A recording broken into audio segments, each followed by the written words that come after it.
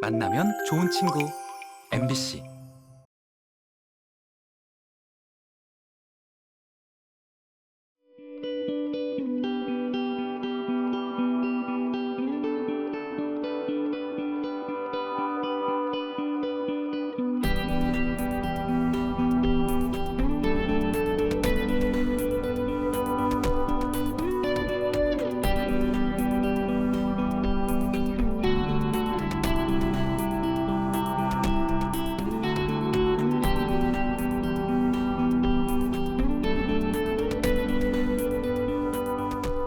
아시는 분들은 또 아셨겠습니다만 경계성 지능인이라는 용어가 사실 조금 생소하거든요. IQ가 70과 85 사이에 있는 그런 사람들을 뜻합니다. 대략 몇 퍼센트 정도 우리가 있다고 봐야 될까요?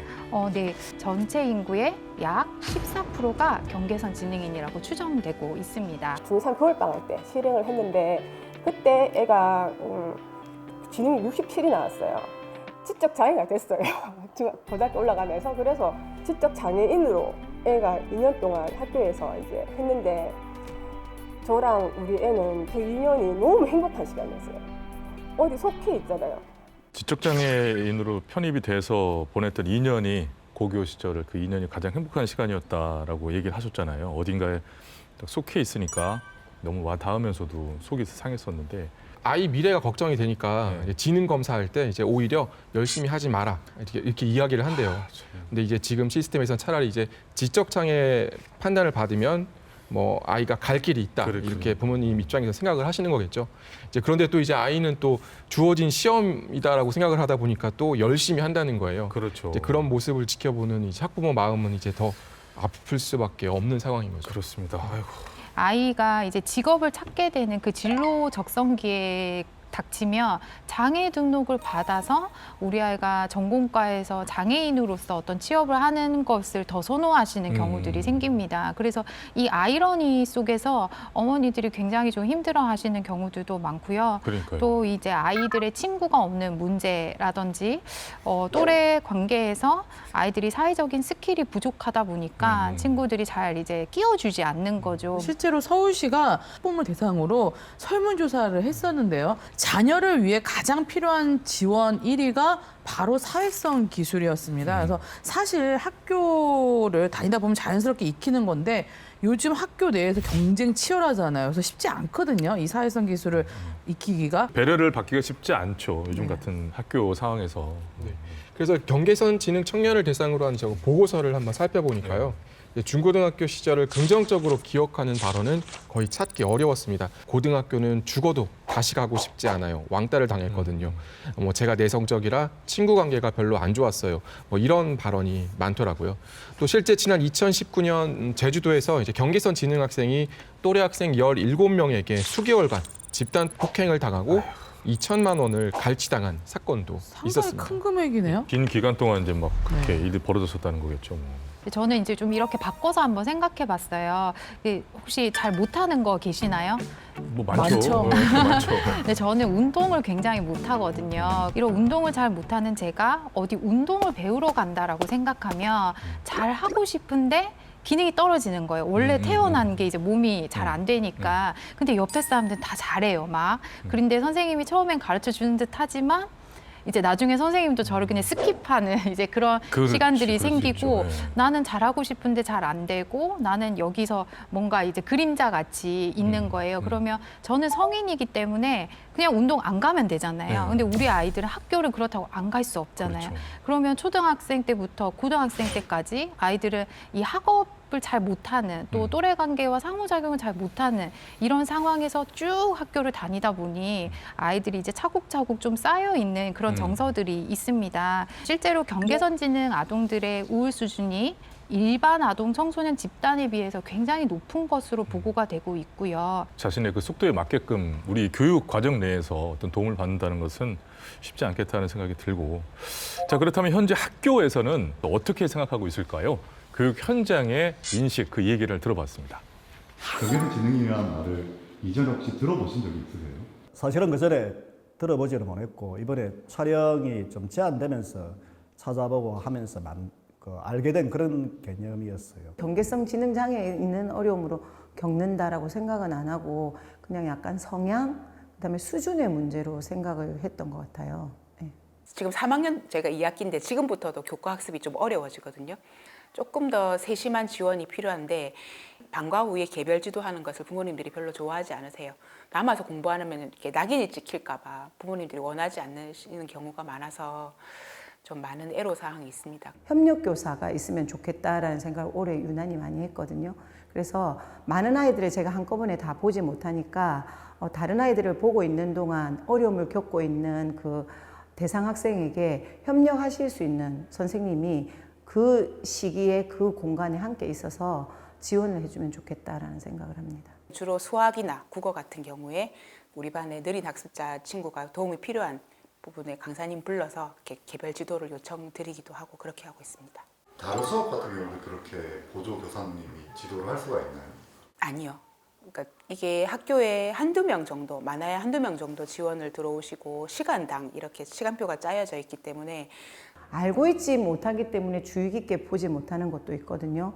근데 이제 이런 것을 해결하기 위해서는 조기 진단이 중요하니까 부모들도 여기에 대한 교육을 좀 받아야 되고 교사들도 이런 아이들이 점점 늘어나고 있으니까 주의 깊게 볼 수 있는 교육이 좀 필요하다고 생각이 들고요.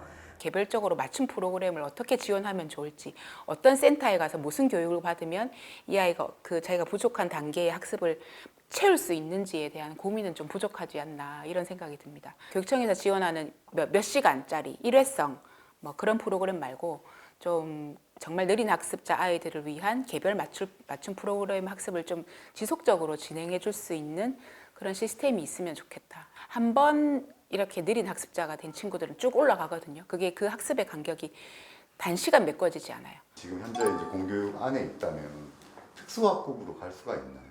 지금 현재로서는 들어오기 힘듭니다. 특수교육이라는 것이 예산을 수반으로 하잖아요. 뭔가 사업을 하려면은 특히 이제 현재 같은 경우에는 학급이라는 공간과 교사라는 것 그리고 이제 교재 교구라는 것들이 이제 기본적으로 받쳐줘야 되고 그 외에 그 관련되어 있는 수많은 서비스들이 연결되어 있어서 사실은 예산이랑 같이 묶여 있는 부분이거든요. 근데 이제 특수교육이라는 예산이라는 것이 그 아이들까지 감당하기에는 사실은 상당히 부족한 상황이에요. 1학년 같은 경우에 보통 많은 경우에 한 반에 한 30명 정도까지도 가는 학교들이 있거든요. 부산도 사실은 과밀학교가 있고, 근데 서울은 기본적으로 20명을 맞추고 있습니다. 교사를 여럿을 넣지 못하는 대신에 그 대신 학급당 학생 수를 20명으로 줄여주는 그런 제도를 하고 있고요. 그러면서도 동시에 뭐 보조교사가 들어올 수 있는 시스템들을 좀 갖추고 있거든요. 그 많은 아이들을 대량으로 가르치는 거에 굉장히 익숙했던 제도가 그거를 일반교육이라고 한다면 그 중에서 이제 일반교육으로 도저히 해결이 안 나는 아이들이 있다. 그 아이들 나름대로의 그 필요한 부분들이 각자 다른 것인데 그것을 만약에 특성이라고 얘기한다면 본인의 특성에 맞는 교육이 지금 현재 이루어지지 않는 부분들이 있는 거죠. 앞으로 더 이제 학생들의 개개인을 좀 더 들여다봐야 한다는 그런 각성들이 점점 일어나고 있는 상황이고 그리고 교육이 좀 더 특화되고 있는 부분들도 있기 때문에 그네들을 맞춰가지고 좀 더 교육이 변화되지 않을까 싶은 생각을 하고 있습니다.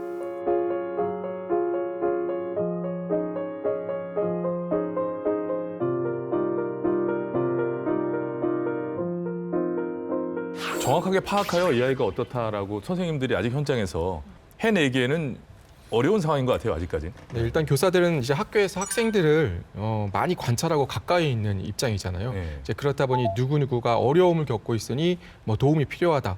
뭐 이 정도의 인지는 하고 계신 것 같아요. 이제 그리고 느린 학습자 선별 체크리스트라는 게 있는데요.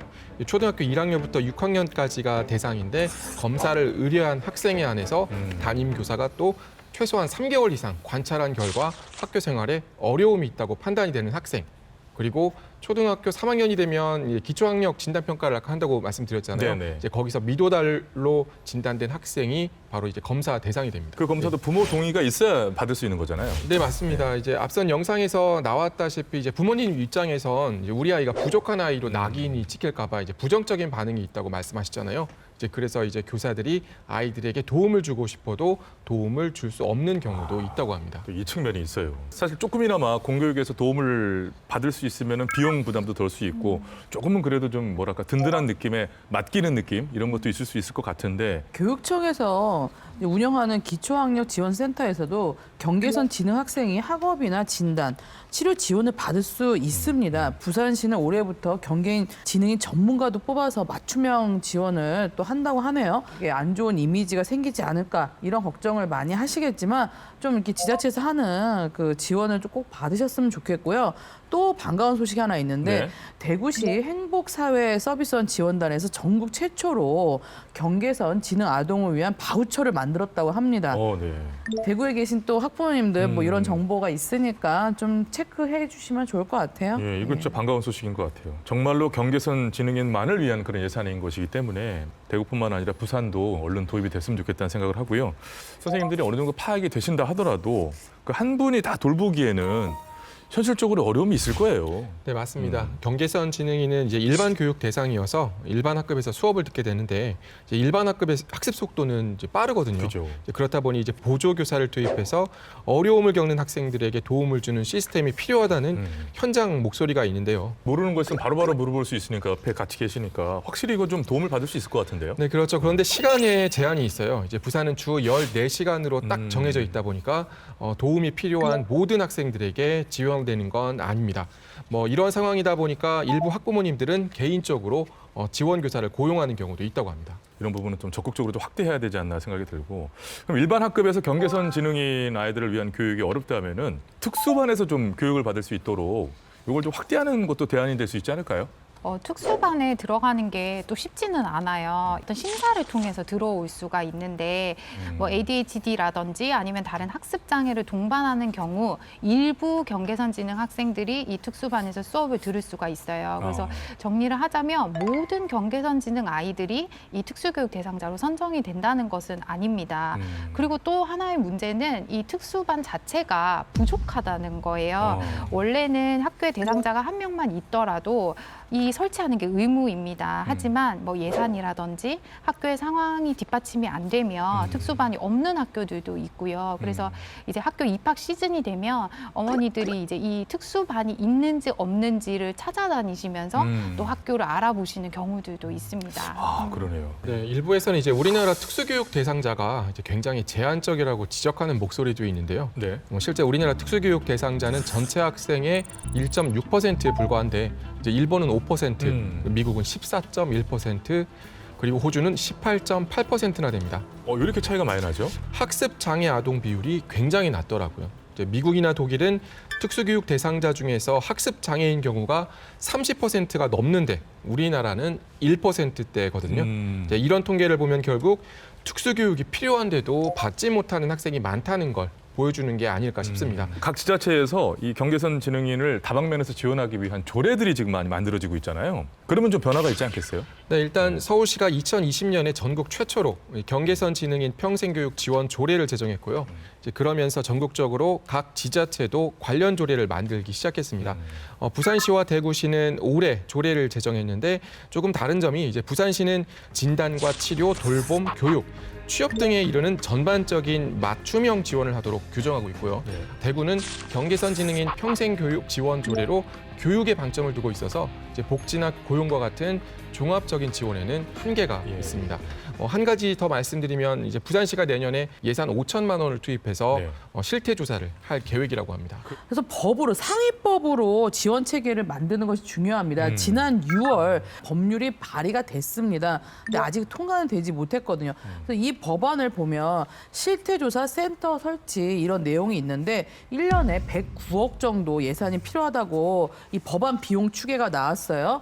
저희 오늘 예산이 5년을 합쳐도 8억밖에 안 되잖아요. 앞으로 뭐 갈 길은 먼 것 같은데 이 법안이 좀 잘 이렇게 통과돼서 경계선 지능인 지원이 적극적으로 됐으면 좋겠습니다. 네. 자, 오 박사님. 그런데 저희가 이 지점에서 꼭 짚어봐야 될 부분이 있다고요. 경계선 지능인 범죄 사례 관련돼서 우리가 좀 짚을 필요가 있습니다. 경계선 지능인의 경우 장애 등록이 되어 있지 않잖아요. 그래서 사회복지법상 가중처벌을 하기는 어렵습니다. 이제 경계선 지능인은 특성상 범죄에 취약하잖아요. 이들을 보호해야 되는데 좀 마땅치가 않은 거죠. 그러니까요. 많이 기억하실 거예요. 그 염전 강제 노역 사건인데요. 네, 방송도 됐었잖아요. 예. 섬에 감금된 채 그 하루 18시간 동안 일을 하는데도 임금도 못 받고 또 비닐하우스에서 수년간 강제 노역당했던 사건인데 이 사건처럼 이제 일을 시키고 임금을 주지 않는다든지 아니면 뭐 보이스피싱 사기 그리고 뭐 휴대전화를 여러 개 개통시켜서 소액 결제를 시킨다거나 뭐 이런 경제적인 착취가 매우 많습니다. 이렇게 오랫동안 또 사람들에 대한 부정적인 어떤 시선들이나 부적응이 누적이 되면서 인간관계에 대한 결핍이 굉장히 있어요. 그래서 그렇다 보니까 사람들이 호의를 베푸는 척 이제 접근을 하게 되면 쉽게 그렇죠 믿게 되는 거죠. 특히 이제 여성의 경우에 이 성범죄에 굉장히 취약한데요. 정말 이거는 화가 나는 거잖아요. 경계선 지능인들의 그런 대처 능력이라든지 그런 좀 인지가 부족한 부분을 악용하는 건데 이 진짜 이건 정말 나쁜 거잖아요. 보호하기 위해서는 어떤 것들이 좀 우리가 필요할까 좀 알아봐야 될 것 같은데요. 빅벙커가 전문가들 만나봤습니다. 보시죠. 그 현금 수거책 역할에 대해서 이걸 범죄라고 여기지 못하고 드디어 취업을 했고 열심히 일할 수 있는 기회를 받았다고 생각하시는 경우가 많거든요.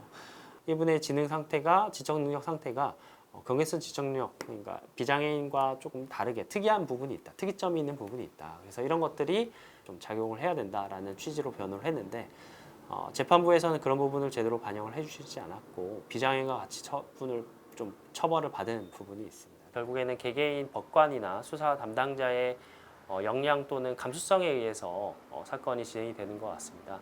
주위 지인을 통해서 저희 기관에 오는 경우도 있고 지역사회 복지 시설 또는 주민센터를 통해서 신고 접수가 되는 경우들이 주로 있습니다.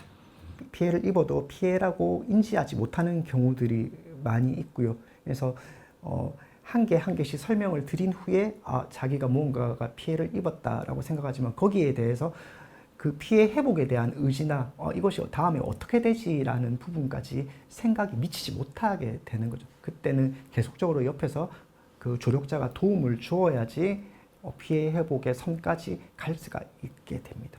경찰서에 나서서 저 피해 아니에요. 그 사람이 돈을 갚아준다라고 했어요. 라고 진술을 해버리면 이게 모두 없었던 일들로 또 넘어가 버리게 되는 거죠. 사실 지적장애의 특성이 반영되지 않은 수사가 이루어질 수밖에 없는 좀 한계가 존재합니다. 왜 그럴까요? 이렇게 이야기하다 보면 그분들도 아실 텐데 네네.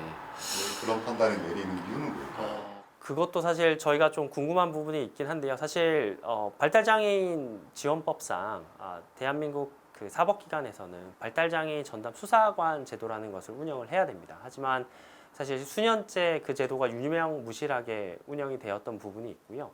최근에 들어서 이제 발달장애인 전담 수사관 제도를 좀 운영하고자 전담 수사관을 지정하고 운영하고 있는 것으로 알고 있습니다. 다만 저희가 파악한 바로는 수사 경험이 맞는 수사관을 지정하는 것이 아니라 일선 경찰관 중에 막내라던가 혹은 좀 순번을 정해서 아마 이 제도가 운영되고 있는 것으로 파악하고 있거든요. 그러다 보니까 일선 수사관의 발달장애라든가 경계선 지적장애에 대한 좀 경험이라든가 아니면 좀 이 특성을 파악하는 데 있어서 좀 능력이 좀 부족한 부분이 있는 것 같습니다. 수사기관의 능력이. 그래서 이제 등록장애인이 아니라고 하더라도 만약에 그 사람이 이 장애 정도에 따라서 지원이 필요하다고 하면 저 진술조력인이라던가 혹은 일선 제도상 운영되고 있는 다양한 지원 체계가 작동할 수 있도록 법 개정이라던가 조례 개정이 이루어져서 피해 장애인을 지원하여야만 일선 수사라던가 재판 과정에 있어서 경계선 지적장애의 특성이 반영된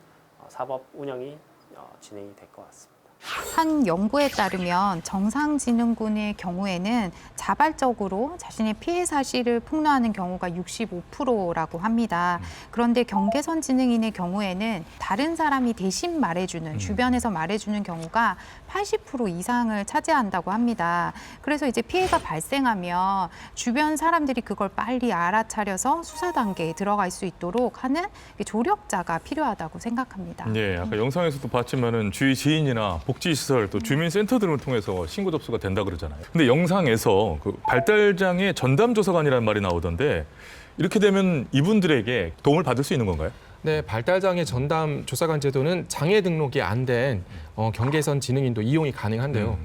지난 2015년에 발달장애인법에 의해 도입된 제도인데요. 예. 그런데 이게 조금 유명무실한 게 일단 조사하는 과정에서 대상자가 장애가 있는지 장애 정도를 확인을 해야 전담 수사관을 요청을 하든지 할 텐데 장애 여부를 확인하고 대응하는 지침이 없다 보니까 의사소통에 문제가 없다 이렇게 판단이 되면 그냥 조사를 하게 되는 겁니다. 와, 이렇게 되면 제도를 만든 게 너무 무의미하잖아요. 전담 조사관을 만날 수가 있어야지 이게 의미가 있는 건데. 네, 그렇죠. 이제 그래서 발달장애인 그리고 경계선 지능인의 경우 그 정도에 따라서 비장애인과 이제 구별하기 쉽지 않거든요.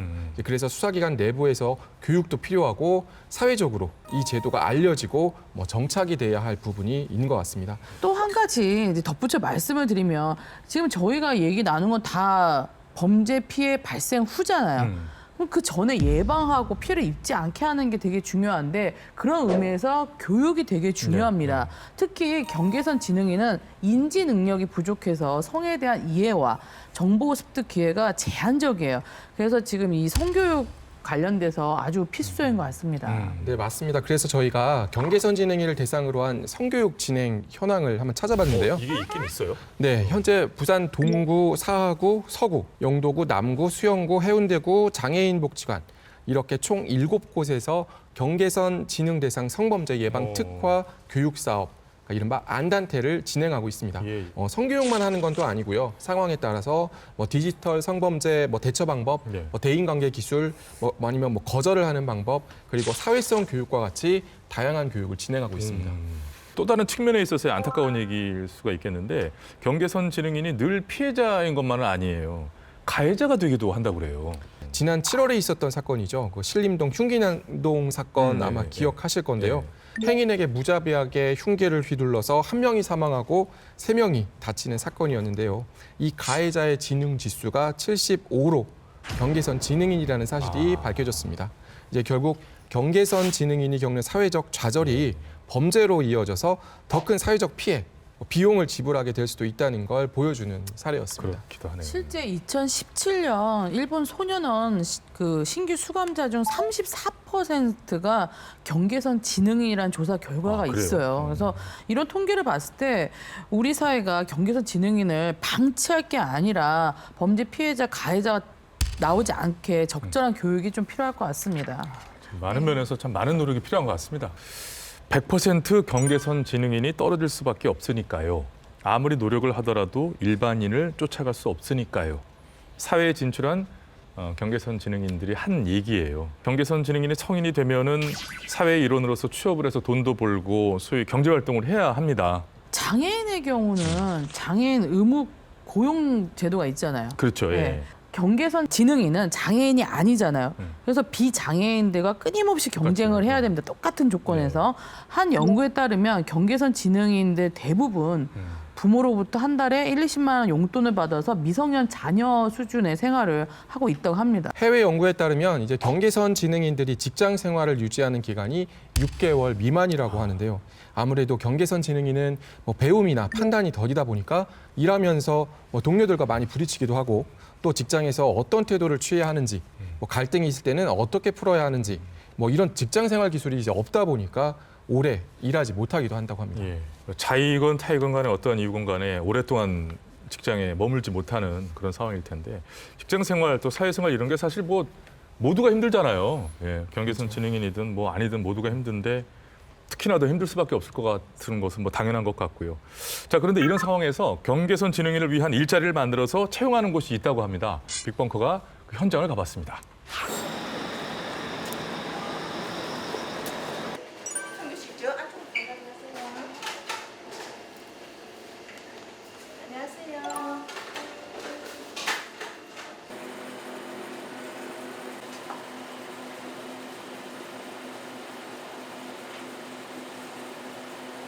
학교에서 이제 수근제발도 배우고 복지도 같이 이제 하면서 이제 배우고도 더 많이 배우고 싶어서 이제 일은 재밌으세요? 네, 재밌습니다. 어떤 점이 재밌으세요? 신문 보거나 또 신문에 얼마큼 잘하는 일도 보고 그리고 또 수학할 때도 또 되게 기쁘고 그 월급 받으면 어떻게 쓰세요? 월급 받으면 이제 그 적금 이게 그러니까 천년 적금하고 주택 천년 적금 그다음에 어느 생명 보험인가 그거 세 가지 이제 들고 있어가지고.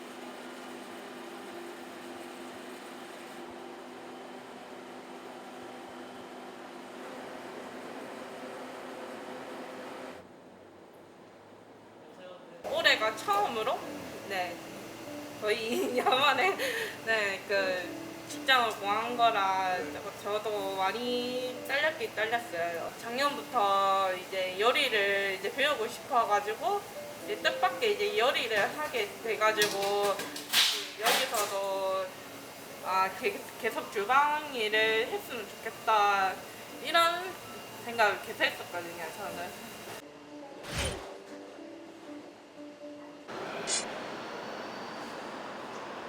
그분들이 바로 직무에 또 적용해서 일할 수 있는 능력이 없는 분들도 있기 때문에 그런 부분에 대한 훈련들이 필요하고 취업되기 전에 지원할 수 있는 그 지원책들이 많이 필요하다고 생각을 합니다. 이제 업무 효율성의 이런 부분에서는 많이 이제 뒤처지는 부분도 있기 때문에 근데 기업 입장에서는 비장애인 분들을 고용을 하기 쉽지 이분들을 고용하기는 어려운 상황입니다. 네. 훈련을 해주는 센터라든지 학교에서 이루어지고 있나요? 거의 저희가 전무한 걸로 알고 있고 직업에 관계돼서 이제 교육을 한다든지 연계를 한다든지 이런 부분은 아직 초기 단계라고 볼 수 있을 것 같습니다. 네. 고용 지원금 같은 것도 혹시 있나요? 없습니다. 현재로서는 지원책이 없다고 보시면 될 것 같습니다.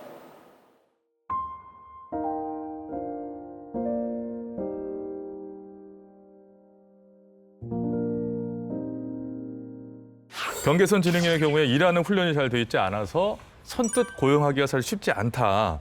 이런 얘기 안에 많은 것들이 좀 내포되어 있는 것 같아요. 말하기 좀 껄끄러운 얘기도 있을 것 같고. 부모님들은 이제 아이들이 자립을 하게 되면 이런 어떤 직장에 잘 적응하는 것이 굉장히 큰 이제 바람이신데 이제 막 이런 지원이나 제도들이 생기면서 학습에만 좀 초점이 맞춰지다 보니 이들이 사회에 진출했을 때 취업이라든지 자립 이런 대책들은 지금 좀 부족하지 않나라는 생각이 듭니다. 사실 학교에서도 공부를 가르치지 사회에서 어떻게 해야 되는지 가르쳐주지 않는 것은 대체로 비장애인들이나 다 마찬가지인데 특히나 더욱더 필요한 것일 수 있는데 이분들에게 그 부분이 좀 비어있다는 것을 또 느낄 수가 있겠고 전체 인구 중에 약 14%가 경계선 지능인일 것으로 추측이 된다고 하잖아요. 그러면 이 많은 사람들이 원활한 경제활동을 하고 또 사회에 이용화될 수 있는 발판이 우리가 좀 제도적으로 구조적으로 마련이 돼야 될 것 같은데 경계선 지능인을 위해 어떤 것이 필요한지를 좀 알아보기 위해서 전국 최초로 생긴 서울시 경계선 지능인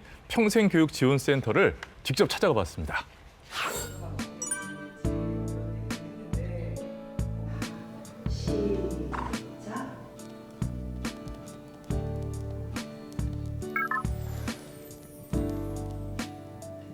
됐어요. 네. 그래서 그런 어떻게 보면 또 제가 어떤 역량을 갖고 있는 것 연락이 오셨을 때 느린 소리라는 곳이더라고요. 그래서 검색을 딱 해봤어요. 그랬더니 첫날 제가 굉장히 많이 울었어요. 네. 이런 아픔을 겪는 생각이 나 말고 또 있구나. 네. 그리고 생각보다 많구나. 그리고 생각보다 긍정적이구나. 그리고 그 공무원들 여기 계시는 공무원들이 많은 공부를 했더라고요. 그래서 여기가 저한테는 정말 엄마들한테는 힐링 공간이고 아이들한테는 지지할 수 있는 프로그램도 많고 저는 너무 감사하더라고요. 청년으로 나왔을 때 얘네가 갈 곳이 없는 거예요. 근데 그 갈 곳을 이 센터가 만들어주고 작은 거라도 같이 화합하게 해주고 그러니까 아이들이 내 아픔을 겪는 아이들이 같은 아이들이 모여서 소통을 하게 되니까 아이들이 되게 많이 밝아지는 걸 봤어요. 그래서 이런 센터가 정말 많이 중요하다. 혹시 타 지역에서도 이렇게 문의가 오는 경우가 많이 있나요? 예, 많이 있습니다. 우선 인근 뭐 인천, 경기, 뭐 고양, 일산 이렇게 좀 인접해 있는 곳들. 그리고 작년에는 강원도에서도 오시기도 했어요. 그리고 전화 문의로도 뭐 울산, 뭐 전라도 이런 곳에서도 뭐 이용을 할 수 있으면은 뭐 기차를 타서라도 이용을 하고 싶다 이렇게 문의들도 많이 주고 계신 상황입니다. 작년도에 서울시에서 전액 지원을 해줍니다. 어느 비용 한 푼 서임 없이 전부 다 100% 무료로 이렇게 제공되고 있습니다. 외부의 정신과 병원이나 심리상담소나 이런 데 가서 하려면 한 5, 60만 원 이렇게 듭니다. 그런 비용도 전액 저희들이 이렇게 다 이렇게 중요한 부분이 그 센터가 있다 하더라도 이들의 욕구를 전부 다 반영해서 이렇게 도와주기는 한계가 있을 겁니다. 그렇다면 지역사회에 이들의 욕구를 충족할 수 있는 병원이라든지 또는 직업체험장이라든지 다양한 요소들이 있을 수 있는데 그것들을 촘촘하게 연결해서 통합지원망을 구축하고 이들을 지원해 줄 수 있는 그런 체계를 구축하는 구심으로서 역할을 할 수 있도록 하는 것이 매우 중요하다. 저는 뭐 이렇게 생각을 합니다. 단순히 하나의 기관 또는 공간이 아니라 센터 자체가 경계선 지능인 그리고 가족들에게 큰 위로가 되고 또 튼튼한 울타리가 되고 기댈 구석에 생긴 것 같은 그런 느낌이 그것이야말로 가장 핵심이 아닌가 생각이 들고요. 저희가 지금까지 쭉 이야기를 나누면서 필요하다고 했던 부분들이죠. 뭐 성교육, 뭐 사회성 교육, 뭐 직업 교육이 이루어지고 있고요. 실태 조사도 실시할 예정이라고 하는데요. 사각지대에 있던 경계선 지능인을 뭐 조금은 밝힐 수 있는 발걸음이 되지 않을까 싶습니다.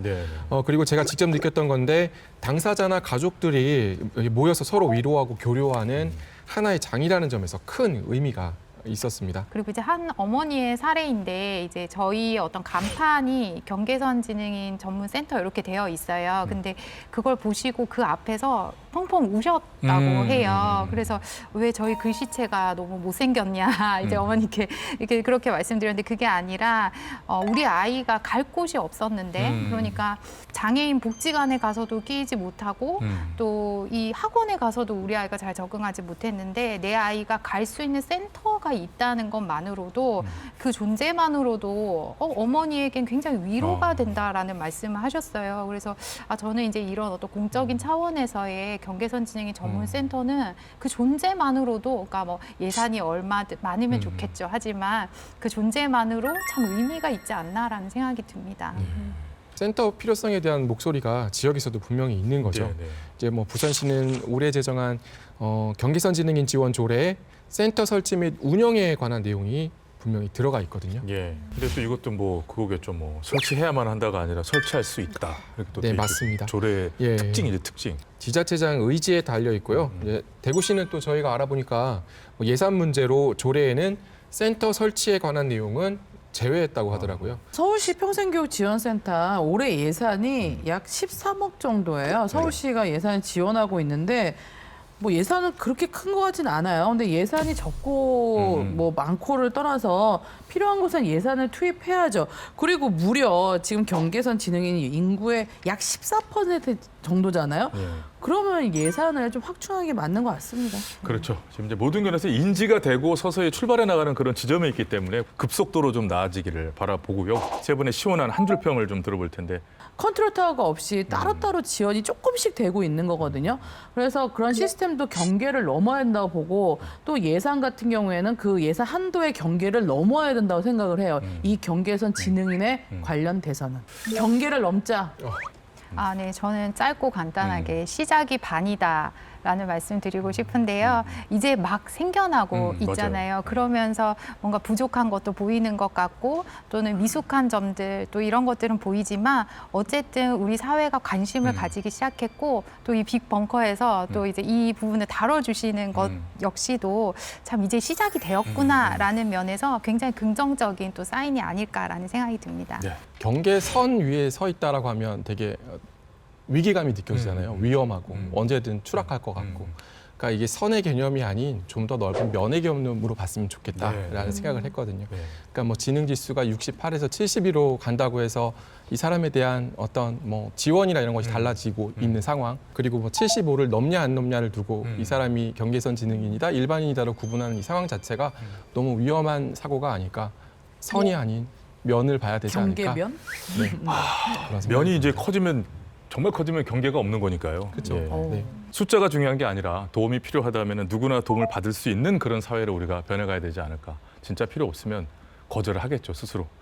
자, 예산추적 프로젝트 빅벙커 오늘은 여기서 인사를 드리고요. 시청해주신 여러분 고맙습니다.